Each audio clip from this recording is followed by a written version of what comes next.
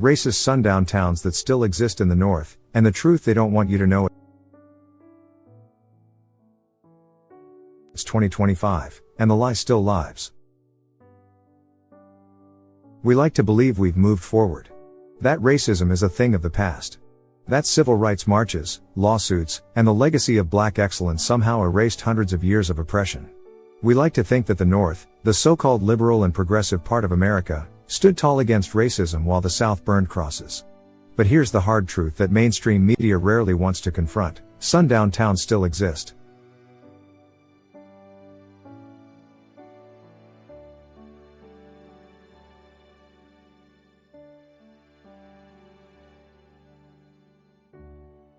And many of them are nestled right in the heart of the North. Let that sink in. The same region that prides itself on diversity, education, and modern values has entire towns where black people have never been welcomed, and, in many cases, are still not welcome today.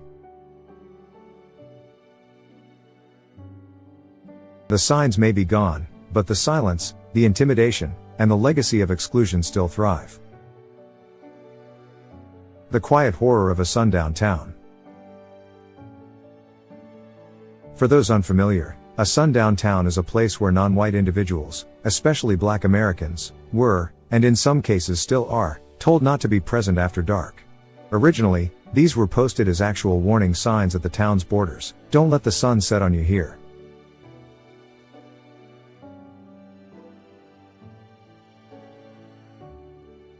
It wasn't just a threat, it was policy.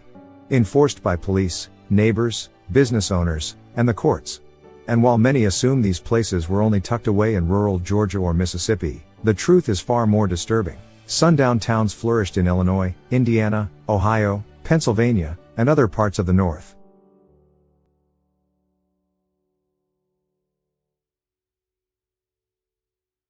You didn't need a lynch mob. All it took was a police cruiser slowly following your car, a gas station mysteriously closed, or a store clerk refusing to serve you. It was racism without the rope, but still every bit as deadly.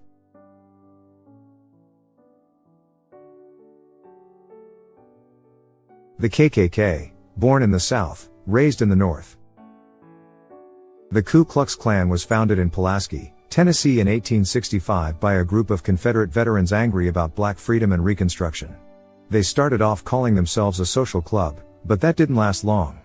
Within months, they were riding through towns at night in white hoods, burning homes, whipping black families, and lynching anyone who dared challenge white supremacy.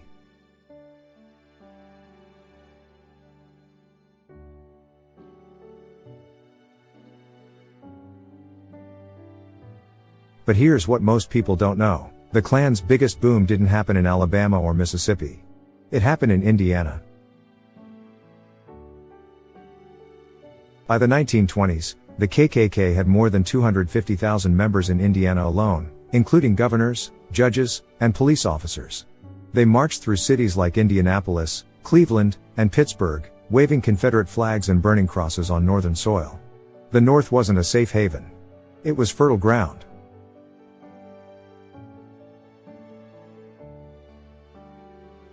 Modern sundown towns, they still exist. Sure, they don't post signs anymore. Now, they use realtors to steer black families elsewhere. They call the cops on suspicious people walking their dogs. They pass zoning laws to block diversity. But the energy? The message? Still the same. Here are 10 towns in the North with a long, painful history of racial exclusion, and a present that still raises eyebrows. Anna, Illinois, known by locals for a disgusting code phrase. Anna has been said to stand for "Ain't no African Americans allowed." The name may be a coincidence, but the lack of diversity is not.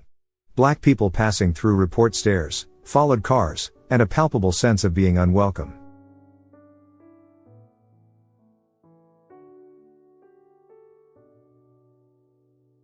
Martinsville, Indiana, where civil rights activist Carol Jenkins was murdered in 1968 while selling encyclopedias. She was 21 years old, stabbed to death in broad daylight. For over 30 years, her case went cold. The town's racial hostility didn't.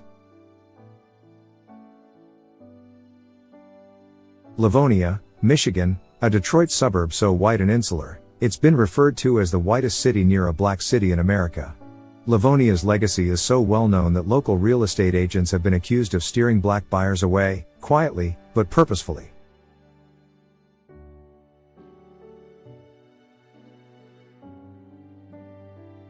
Pekin, Illinois, once the home of a newspaper openly run by the Klan. For decades, it had virtually no black residents. Locals will tell you they just never settled here. But the truth is, they were never allowed to.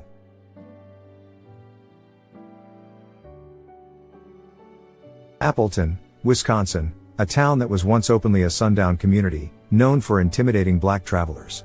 People today still report feeling watched or followed. Villa Grove, Illinois, stories of police stopping black motorists just to question why they were in town continue to circulate. The locals know the unwritten rules, and they make sure outsiders know them too.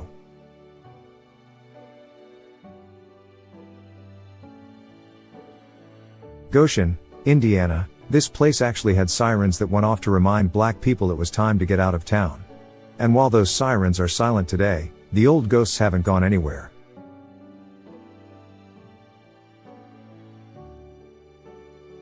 Darien, Connecticut, one of the wealthiest towns in the state, and also one of the least diverse. It was openly restrictive for most of the 20th century.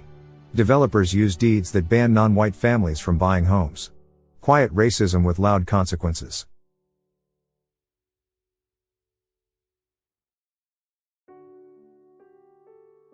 Kenilworth, Illinois, a rich Chicago suburb, pristine and picture-perfect, until you start asking questions about diversity.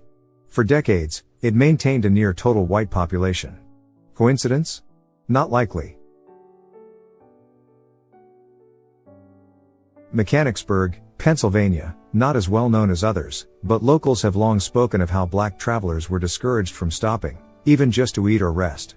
Police presence mysteriously increased when a black person entered town.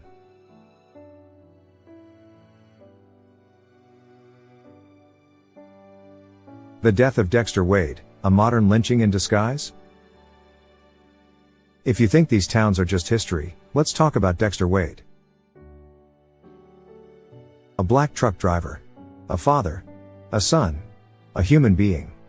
In 2023, Wade went missing in Mississippi. His mother filed a missing persons report. She waited. She called. She begged. Nothing.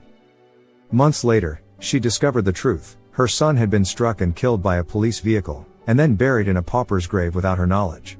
The authorities had his wallet, his ID, his name. But somehow, no one called her. They buried him like trash.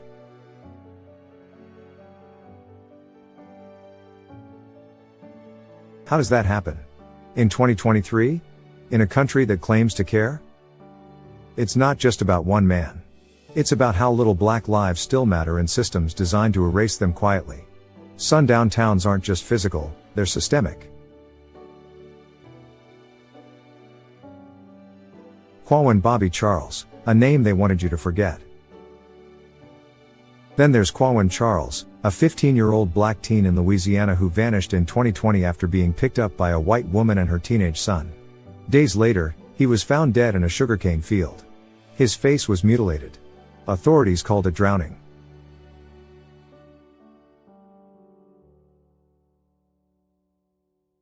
Drowning doesn't do that to a face. No arrests. No justice. Just another name lost in the headlines. The pattern is clear. From sundown towns to suspicious deaths, black lives continue to face a nation that pretends to care while quietly looking the other way.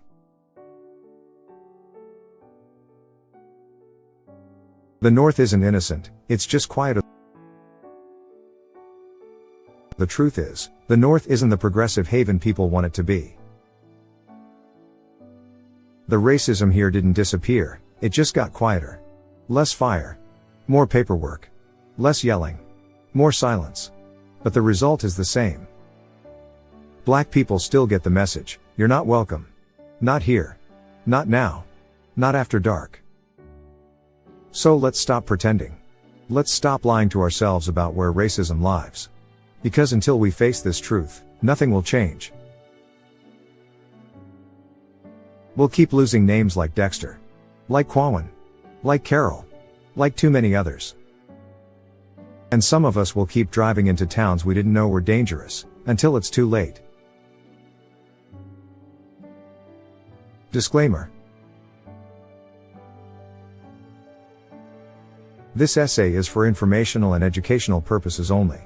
It is based on historical data, reported incidents, public records, and first-hand accounts. The towns mentioned have documented pasts as sundown towns or histories of exclusion, but that does not mean every resident holds racist views or that all current conditions remain the same. The goal is to raise awareness about systemic racism and historical patterns that still affect people today.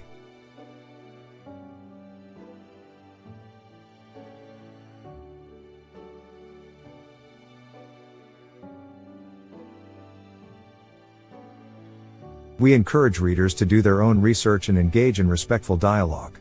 Racism is a societal issue, not just a regional one.